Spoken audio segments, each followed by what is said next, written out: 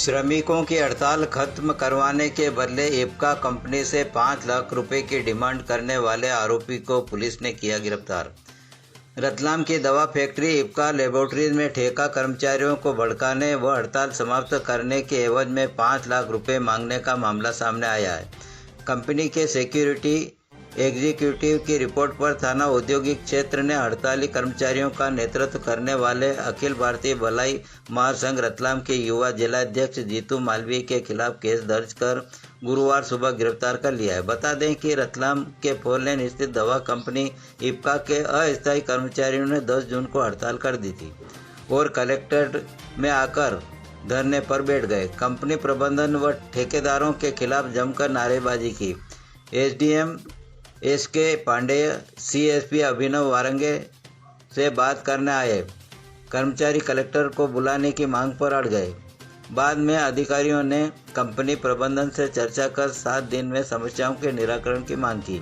इसके बाद कर्मचारी माने। 7 दिन बीतने के बाद फिर से कर्मचारियों ने कलेक्ट्रेट में आकर धरना दिया। कर्मचारियों का नेतृत्व राजू मालवीय निवासी जावरा समेत 4 अन्य लोग कर रहे थे। कर्मचारियों ने 15 मांगों के निराकरण का ज्ञापन भी सौंपा था।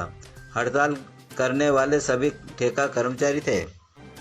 इप्का में जो व्यक्ति है नेतृत्व कर रहा था, क्या कुछ उसका सामने आया? इप्का कंपनी में पिछले कुछ दिन से जो एक इशू चल रहा है जिसके अंदर श्रमिक जो है उनकी कुछ मांगे हैं।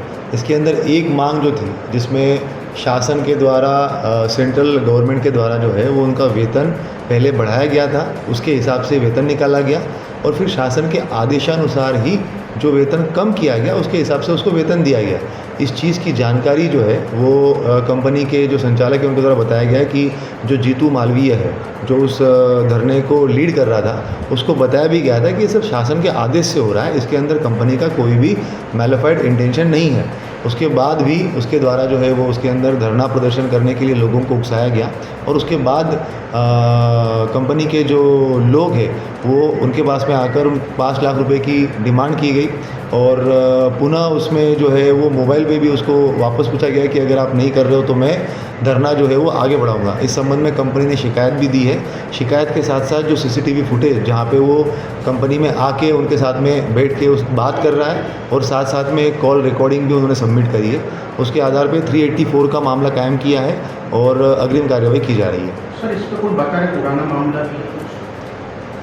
इसको हम लोग एक बार वेरीफाई करवा लेंगे कि और कितने मामले हैं, मगर अभी हाल फिलहाल में जो इसने कुछ जो कर्मचारी है उनको रोक टोक करने का भी प्रयास किया था, उसमें भी एक मामला कायम हुआ है पहले और अभी जो है वो 384 का मामला कायम किया गया।